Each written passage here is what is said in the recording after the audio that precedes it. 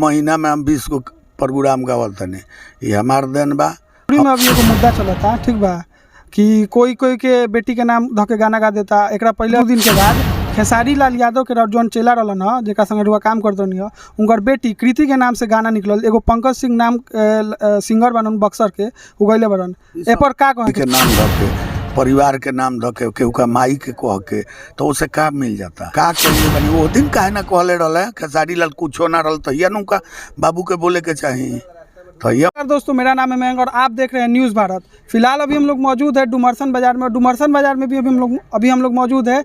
वहाँ का एक मंदिर है, मठ है, मठिया है, और हमारे साथ मौजूद है अभी खेसारी लाल के साथ पूर्व में काम करने वाले उनके साथी कलाकार शंभू बाबा। तो शंभू बाबा, स्वागत है आपका हमारे चैनल में। चलिए, हम शंभू बाबा सब कोई के गोड़ छू के गोड़ लगब।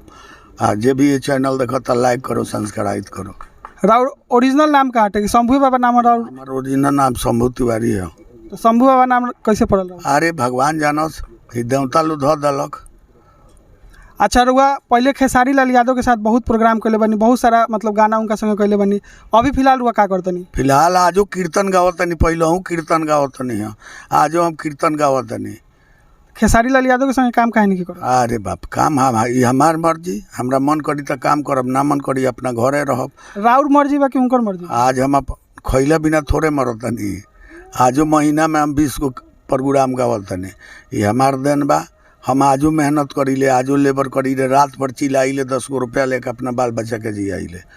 अच्छा, लेकिन अभी मतलब खेसारी लाल यादव के संगे काम काहे नहीं करत? आखिर का ऐसा बात बा कि नहीं काम करत? भगवान के दोस्त बा। अच्छा, 2 मिनट रुकी। ये सब भगवान के दोस्त बा। अच्छा, भोजपुरी में अभी एगो मुद्दा चलता, ठीक बा, कि कोई कोई के बेटी के नाम धके गाना गा देता। एकरा पहले अभी एगो मतलब टुन यादव अभी एगो गाना निकलन है, जेमे बात सुन ली पहले। एगो गाना निकलन, में 3 गो लड़की के नाम धके गइलन है, टिम्पल, काजल आ पायल। ये कहाँ तक सही बा? अरे भाई, हम ना केहू कलाकार के शिकायत करी ले, ना करब। ये बातवा कहाँ तक सही बा कि मतलब जौन गाना गइले बन तीनों आदमी के नाम सही बा कि गलत बा? हम ओकरा बारे में जब कुछ जानते नहीं तो का कहे जाई। उनका गाना गइले के ठीक मतलब 1 से 2 दिन के बाद खेसारी लाल यादव के जौन चेला रहलन ह, जेका संगे रुआ काम करतनी ह, उनकर बेटी कृति के नाम से गाना निकलल। एगो पंकज सिंह नाम सिंगर बनन बक्सर के, उगैले बरन। ए पर का कहे के चाहते? सब गलत बात बा। केहू का बेटा के बेटी के नाम धके, परिवार के नाम धके, केहू का माई के कह के, तो उसे का मिल जाता? मानतनी आज शंभू बाबा के केहू माई के कहते हो।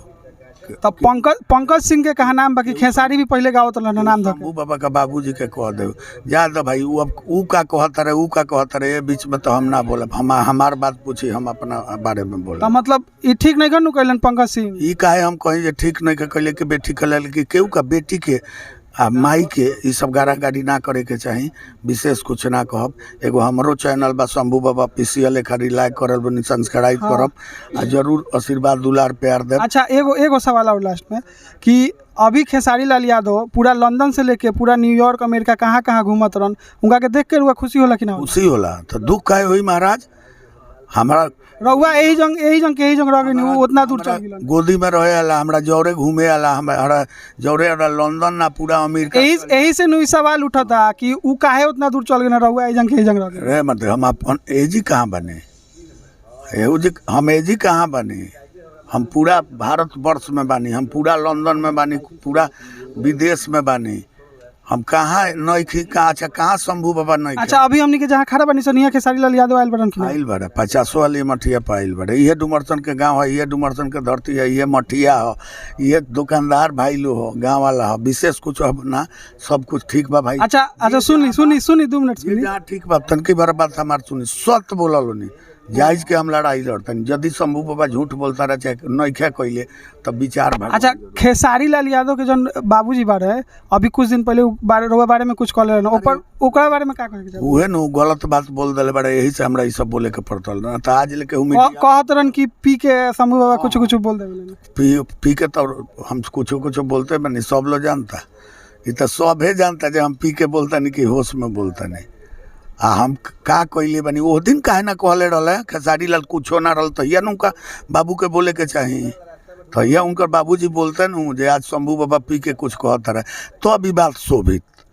आज कहता रहे तो 15 बरस पहले 10 बरस पहले काहे ना बोल रहे मीडिया वालों का सामने से शंभू बाबा पी के बोलता रहे, विशेष कुछ ना। अच्छा ठीक बा, सब लास्ट में रुआ एगो गाना गा दी हमरा गाना वाना एगो गाना गा दी, एगो गाना। अरे भाई का गाई गाना एगो गाना गवाई? चली लास्ट में तनी गाई गाई कोनो बात ना रोकी, तनी अपना उमेश भाई से बोलवा। आओ काहे बोल दे, आओ एगो एगो गाना गा दी बाबा, एगो गाना गाई ना। कुछ ना गा। अरे गाना गाई हमरो के लगे ही सुता ना ये तो गाना कतना गौले बने, अरे एगो गा कतना दी, लोग सुनता। बाबा गाई, कौनो गाई, गाई। गाना वाना मत गवावा, सब के देखे गाना गाना एगो सुन के तू बेचैन गाना वाना कुछो मत गवाई लो। गाई ना एगो।